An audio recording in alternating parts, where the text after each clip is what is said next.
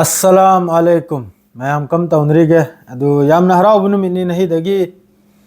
चाही से अनौब चंगले नहीं 1 जनवरी नि अदु आई चैनल से वो सब्सक्राइब तौबिरब पुनमक अदरेदी आइबु सपोर्ट तौबिरब पुनमक महय पुनमक न तौरु तौरु थौक मखैसे माइ पाक पसो ओइसनु जसा थबुक खुदिंग मक सक्सेस ओहेल बसो ओइसनु अल्लाह दा दुम आई दुआ तौजनी अदुग लोइनना मखोय मैमने याम साथिना इबु सपोर्ट तौबिरई मादु हयंग फावबा सिगी चाही सिजु मखोय मखैना इबु सपोर्ट से तौबिनाय नैना साथम जै अदु मखोयना तौरुबा खुदिंग मक्ता अल्लाह ना माइ पाखलगनी अदु चाही सीमा लाइबा चाही सीमा मयाम गी दमक्ता अफबो ओइबसो ओइसनु माद्रिदि तौरिबा होजिक मिडिल ईस्ट अमसुंग गाजा मनुंग द तौरु पुनमक्सी याम थुना इंगिबसो ओइसनु सिदा यामना मिचम सी याम साथिना सिरा याम साथिन नुंगाइते असी याम साथिना कनुम तौबा नुमित अमनी असीगी नुमित मक्सिदमक अहम जनवरी ओरिब नुमित सिदमक मी 13 नि वेस्ट बैंक दा इजराइल की तरफ तगी लान तौरदुना मियोय अचम मिचम मी 13 नि हतखलिसे अदुग लोइनना होजिक हुटी नसु कनुमम तौरई याखोय क्लेमम तौरई मखोयना ड्रोन अमा रेपर ड्रोन अमा अमक्का लौथबगी अदुगा लोइनना होजे गजा मनुंगसिदा याम साथिना लानसि तौनरि लैरिबे ब्रिगेड मखैसिना इजराइल की लानमी की मथकसिदा याम साथिना याम चावरबा अटैक कोंगाय म तौखरे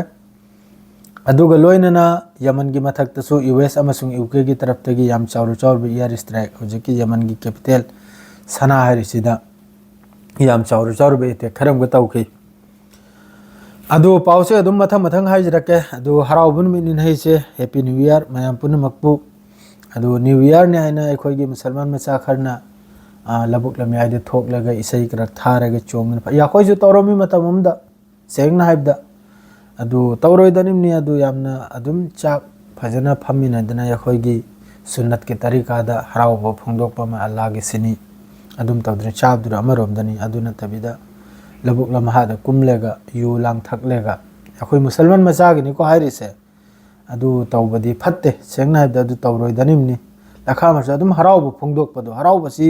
मखल मखल गी मवंगदो फोंदोकप यायबा यू लांग नत्रसु नसा तौद्रसु अदुम हराउनदना इमान मयाम तिन्नदना चामिनदना अदुम वारी वतांग तौनदना नाहक नोकनदना कनुम तौनदना अदु तौबे अदु याखोय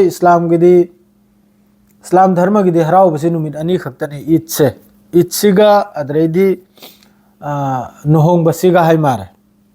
याखोय हराउब नुमित से इस्लाम की अदुगा अतै अतोपदा अखोयने चोंगना फन्दना तौबसिदी याखोयसु याम साथिना ngaurammi madu hojiksu aigi yumda leije achouchouba aina sidai pokhiba music system achouchouba lei adu ai nahi chahi ani humdai ai season adraba adum nalap aikoigi kerat kumba bayan gumba adum season re kariga di asi punmaksi yamna phatta thobo oramle adu hawalako pahang ne khajiktang sungau gani ni chumi adu yamna hinjana tawbodo phatta habiwani adu यामना नुंगाइना लैबसु ओइसनु यामना नुंगाइना लेलखिबसु ओइसनु लाइबे चाही से मयाम की मथक्तगी बला मुसीबत पुनम काइथोखिबसु ओइखसनु अदुनि हामबगे गी वहाइसे अदु होजिकता Gaza मनुंगसिदे याम चावरबे attack खर अहामबदा अल Qasim brigade ने lunch Tawi अखोयगी rocket अहिंगदा सिनबु नेटिबोट settlement हारि मफमसिदा अल कासिम की तरफ तगी अदरेदी अल कुद्दुस ब्रिगेड ना अमक्का target तौरदुना मखोयगी occupied cities Jerusalem amasung Tel Avivta sisu boli hariba rocket to adu season rega makhoi mathakta si attack tawki adredi amaka target tawduna Israel gi lanmi gari haibtare asigi mathakta yamna mapangal kalbe explosive device season rega sinabu anapta hariba East Tulkarim city sida sisu West Bank dani sida mohoine explosive ohelki Al Quddus ki taraf tagi adregi amaka join a person Al Quddus ka Al Qasim ga मखोयगी military लानमी गारी अमसुंग मरकाबा tank अदरेदी D9 bulldozer असिगी मथक्ता मखोयने use तौखरिसी RBG एक्सप्लोसिव अमसुंग यासिन 105 सेल हारिसे असि सीजन रेगा जबलिया कैम्प सिदनी असिदे याम चावरबे एक्सप्लोसिव ओहेलखिबा अमसुंग मखोयगी लानमीगी गारी अदुई मथक्ता 105 सेल रॉकेट असि कापचल ख्याबा जबलिया कैम्प सिदा असिदसु याम साथिना मखोय मी अमरा निरा सिदा सिबगी पाव मा रांग सु फंगी अदरे सोमदा हमका टारगेट तौरदुना मखोयगी इजराइल की लानमी कोनबोय लाकपा कांदा मोहगी गाड़ी अदुई मथक्ता भोली हारिबा एक्सप्लोसिव अदरेदी एंटी टैंक बॉम्ब असी सीजन है एंटी टैंक बॉम्ब से वो ताकिब अल रात हारी ताकिब रात हारी असी सीजन रहेगा अनवर मस्जिद अनवर अजीज मस्जिद मासे जो मिडिल जबलिया की मयाइदनी असिदसु मखोइने एक्सप्लोसिव हेलखिबा अदुरा याम चावरबा नोमै कापचलखिबा असिने चिंगबम तौखरे अल कुद्दुस की तरफ तगी अमक लंच तौखि अल कुद्दुस की तरफ तगी अखोइगे मोटर सेल अमसुम बराक हारिबा रॉकेट तो असिसु नेजरिन एक्सिस ता अदुगा लोइना हौजी गाजा मनुंगदा लैरिबा अखोइगे ब्रिगेड मखैसे अल कासिम ओइगरा अल कुद्दुस ओइगरा सी मखैसे नौना अइन ममांगै दुसु आइगिबनी नौना मखोइसे रिक्रूट तौदना अनौब मियोइसे याम लौ खराइना अनौब मियोइसे करी मोंग नाबदा असाई गाजा मनुंगदा इजराइल की तरफ तगी एयर स्ट्राइक तौदना अमा तौदना सीखरे दना फैमिली लोइन सीखरे अदुरे लैहोबा निपा अमा लैहोबा आंगांग अमा अदु मखैदु लोइनो जि खुजु खुलाय नौना अमका अदु मखैदु रिक्रूट तौदना लोइना हमास अमसुंग माद्रेदी अल कासिम अल कुद्दुस सिदा लोइनि जॉइन ओइखराबा अदु मखैदो कयादि फैमिली द्रो कनामता लैत्रमनिना कैदौदना लैनि ओ हाय नहीं सिबसु सिबा हेंग सिबसु सिबाइना लोइना खुलाय थांगत खराबा अदुना होजि मी लिसिंग मरी मंगागी मथक्ता लोइना अमका एक्टिव ओइखराबा अदुना ने होजि याम चाउना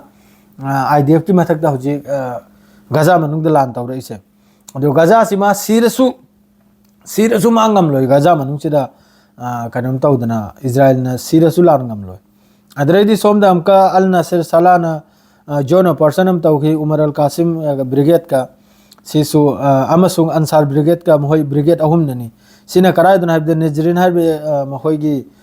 मेन मोहईगी नेजरिन से मोहईगी कंट्रोल सेंटर ने कमांड एंड कंट्रोल सेंटर ने नेजरिन सिदा मोहई नजिक साधना थमखरिसे आईडीएफ की तरफ तगी असे जो मोटर सेल असिने चिंबे याम साधन कापचल क्याबा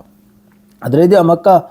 अबू अली मुस्तफा सिसु अमका नेजरिन सिदा मोहईगी रॉकेट असिने चिंबा अबू अली मुस्तफा ब्रिगेड से असिना रॉकेट ने चिंबा याम साथीने नेजरिन सिदा कापचल के मादरेदी यमन की तरफ तगी गोरेन एयरपोर्ट सिदा फिलिस्तीन 2 हाइपरसोनिक से असी याम साथीना कापचल की यमन की तरफ तगी मादरेदी जेरूसलेम दसु अल कुड्स हारसिने जुल्फिकार बैलिस्टिक मिसाइल दु अदो कापचल की कनुम की तरफ तगी सिसु यमन की मागी एक्सेस असी की तरफ तगी असुम तौदना होजी यमन की तरफ तगी सु लेप्ते लांजे अदो यमन की तरफ तस यमन की मथक तसु होजी एयर स्ट्राइक से याम कन तौरियाबा आईडीएफ ओइगेरा इजराइल ओइगेरा यूके ओइगेरा यूएस ओइगेरा सिने चिंबे याम साथीना यमन की तरफ तसु एयर स्ट्राइक से तौरियाबा असुम तौदना होजी गजा मनुंगसिदा शांति सी सिसफायर से ओइनाय सुबथा थाजे अदुई मथक्ता गजा मनुंगसिदा लान से कोंगाई में लांजी थादोक्तना रिटायर लौखिबा आईडीएफ की अदुने चिंबो मयाम यावरम नाव करिगैदी गजा सिदा होजी अमक हन्ना हमास से फुल एक्टिव ओइखराबा फुल एक्टिव ओइखरिसनबु मियोइसे याम साथीने जॉइन ओइखरे होजी हमास अल कासिम ओइगेरा हमास ओइगेरा अल कुद्दुस ओइगेरा सिगी कनमखैसिरि याम साथीने जॉइन ओइखरे अदुना आईडीएफ ना होजी लान तौबसी मखोय मथक्ता नमद्रे होजी नुमेन चुप्पा एक्सप्लोसिव ने मखोयगी व्हीकल मखोयगी गाड़ी कया न तोइदने चाइदने गजा मनुंगाय दे लेगिरबा जिस तरह बिल्डिंग किन थदना होजी गजा मनुंगदा कनम ओइखरिबा मखोयगी गाड़ी गुरासु कोना दे लोइन थुंगरामि एक्सप्लोसिव तौहंदना असुम तौदना होजी लांजी तौनरी गजा मनुंगदा अदु खक्तनी पाउसे अदुगा चही अनोबसे मयाम शांतिदा इंगने तपना मणिपुर दसु शांति लाकपा अदुने खोइन दुआ तौजरिसे मफम खुदिंगदे शांति लाकपा अदुने